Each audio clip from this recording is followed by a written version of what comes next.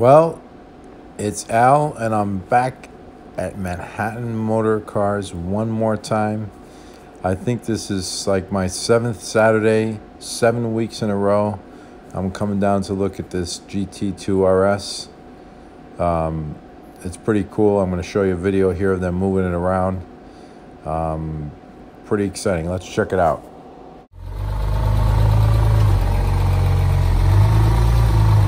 Sounds very docile for a 700 horsepower car.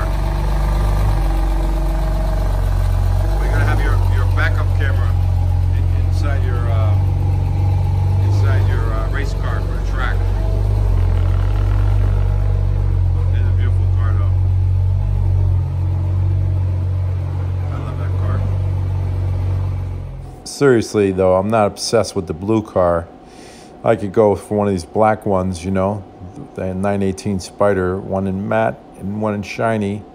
But honestly, I'm there every week because I'm following the progress of my car, and I'm kind of anal about my vehicles, and they're working on my car, trying to get things straight. So I greatly appreciate that. Let's see how things are going with my car. So I'm here with Shimon. This is the world's best car salesman. I have to say that you have gone above and beyond. Thank you, Alan. Any expectation of any person. I want to say, if anybody is looking to buy a car, that I would recommend you without hesitation. Thank you. You have spent an inordinate amount of time to help me, and I really appreciate it. So here we are with my car, and we have the area that was issued with the rock chip. Here's the before, the disastrous wart-like hole in my hood and my paint, and here it is fixed, thank God. Repaired. And we're out here in the sunlight. Beautiful day in Manhattan. It's gorgeous up here on the rooftop. And this is a great place to actually inspect your car, to check it out. It's nice that you have the rooftop, no? Yeah. So we're here and we can look in the sunlight and we can see that with the repair, the area is very hard to tell that anything even happened. So it's blending in really nicely and looks good. So onwards with the project. I have a lot of viewer inquiries, questions from viewers. Number one that people are asking is, what happened to you? Where did you go? Like, you know, why did you disappear for so many years? Well, to be honest with you, I was having a great time traveling all around the world, tuning cars and doing races everywhere. And I love my customers, and you know, I've been to just about everywhere I can imagine. Everywhere from Alaska, Hawaii, Las Vegas, California, you name it. Texas, Paraguay, Argentina, El Salvador, Guyana. That was a great place. But in any event, all these places and all that traveling took its toll on my family life, so I decided to settle down and get a regular 9-to-5 job after a while. And that's when you know, the family took its priority. And for the last 7 years, I've been being a family guy. So, and why did I get back into the videos? That's another question. Why did I start doing this again? Well, I figured, I don't know. There's no good answer for that. I just decided to do it. In this next session, we're going to talk about how to use your Cobb access port for data logging, how to review your data log, and tuning adjustments that you should make. Cobb access port. And as you can see up here on the top, we are not logging right now. Okay, so you can go into the menu and you can do a lot of different things with the car, with the Cobb access port, of course. But when you're logging, you want to go, and this goes, a lot of people, they just put the Cobb access port in the car, they never check anything. You want to go to gauges, and then this is going to give you, basically this is the configuration I'm using right now. We can go through and we can change with this highlighted feature. We can go and we can change the monitor, right? We can change it to anything we want. There's a lot of good things to monitor here. EGT is very important. Downstream of cat and upstream of cat. Engine speed, of course, is critical. That's the one this is set up. The ignition angle is very important. Injection on time, very important. Now these, the air intake temperature is super important to monitor the efficiency of your intercooler. The knock sums are very important. You want to log all these so you can see if you get any detonation, 1 through 6. Lambda, bank 1 and bank 2 is critical to log. You have to do those. And then your fuel trims, you have to log these because this is going to tell if your tune is on or off. If you have a lot of excessive fuel trims, either negative or positive, that means that your fuel is off, your trims are off, and the overall adjustment of your injectors needs to be adjusted. These are for people who are running modified fuel injectors like me. I'm running the ID 1300s. MAF is not really important to log on these cars. The absolute pressure is very important to log, extremely important. Usually we're going to go over I have the stock MAF sensor. It's only going to measure 22.1 psi. We may want to modify the MAP sensor at some point and put a bigger MAP sensor in, but with the stock rods, I think that's enough boost to run. And the short-term fuel trim is also very important. And if you want to see how your boost is working, you could do the target and the actual to see if you're having any deviation in the boost.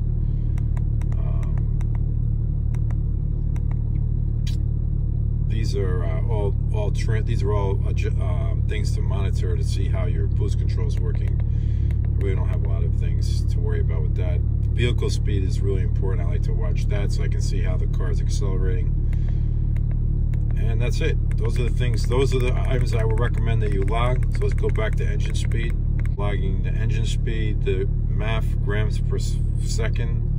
That gives me the airflow through the car, gives me an idea how much power I'm making. If you're making tuning adjustments and you see more airflow coming through the car, you know you're making more power.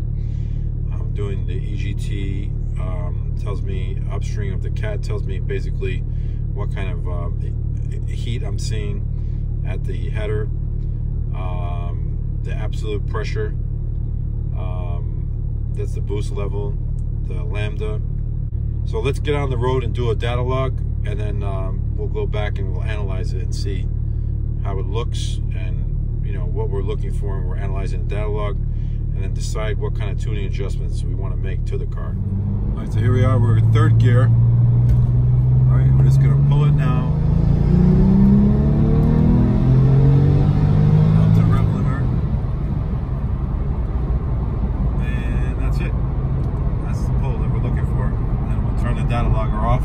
So here we are, we're logging, we got some room in front of us. Let's roll into it.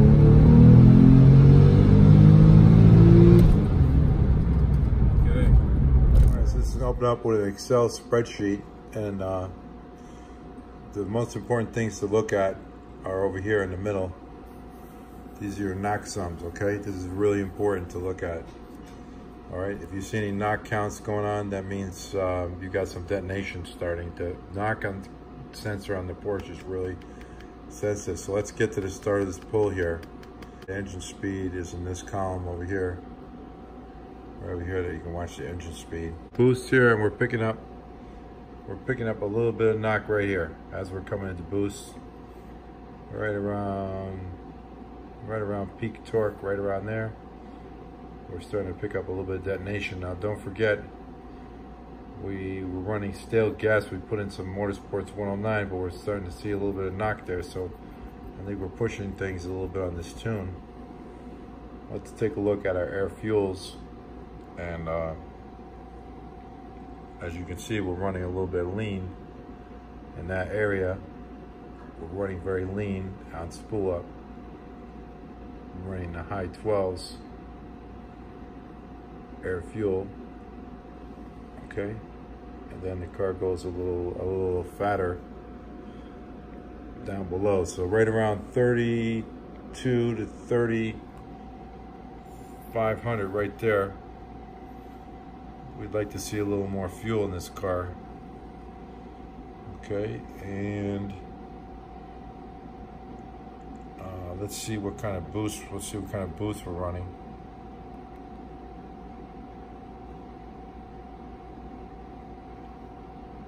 So we're just coming up on the full boost, right around 21 pounds of boost. At that point, right when we're starting to get that knock. And that's about the peak boost that we hit on that pull. And let's go back and we're gonna see we're pulling some additional detonation. That same cylinder, that cylinder number one, it looks like. Cylinder number one, yes. And it looks like cylinder number one is our trouble cylinder here. A little not happy here. So it picks up a little more. This is nothing. These are very little knock counts. 0.75 is nothing. But once again, over here, we're getting a little bit more on cylinder number one again. And the air fuel shows a little lean, but that's just the detonation. Really, what's showing up here is that little lean spot. It was rich, and then it just showing a little lean spot, and it goes rich again. That's just the detonation. Actually, when it detonates, it makes the car show a little lean spot there for a second. So the air fuel is right about where it should be, nice and fat, like 11.4, 11.3, 11.3. Goes actually, the car goes a little bit fat here, down to 11.0, like around 6 grand. So the car could use a little leaning out right there. And let's look at our timing curve. Let's see what's going with the timing.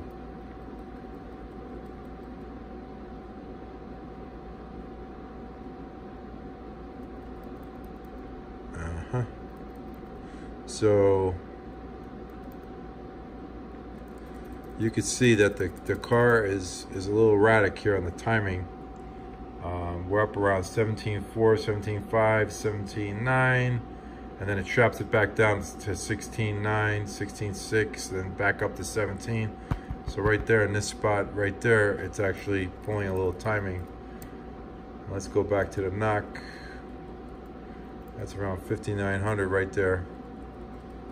So it's a little erratic on the timing. Not so happy. And it goes up to, I go up to 21 degrees on the peak, but right over here, again, in this spot right here, it goes up to 19 and it pulls back down to 17 and back up to 19. So right now, our timing's pulling around a little bit. So this tune needs a little adjustments. We're gonna call in some adjustments and we're gonna make some tweaks here and see if we can smooth this out a little bit. Okay, and we're gonna get back to you on this. We'll see how the tune comes out. All right, it needs a little tweaking and adjusting this tune. You know, if you're having a Porsche, if you're driving it, I don't care which tuner you're working with, you should know how to pull your data log and adjust your data log and log for the right things. Pull up your Excel spreadsheet, check out how your tuner is running, and then communicate with your tuner and say, hey, you know, I'm not too happy because I'm feeling this or this. A lot of this stuff you can't even feel with the seat of your pants. You can only basically experience it, you know, by driving the car. Just so you can compare to your car if you're driving a Porsche, if you're curious.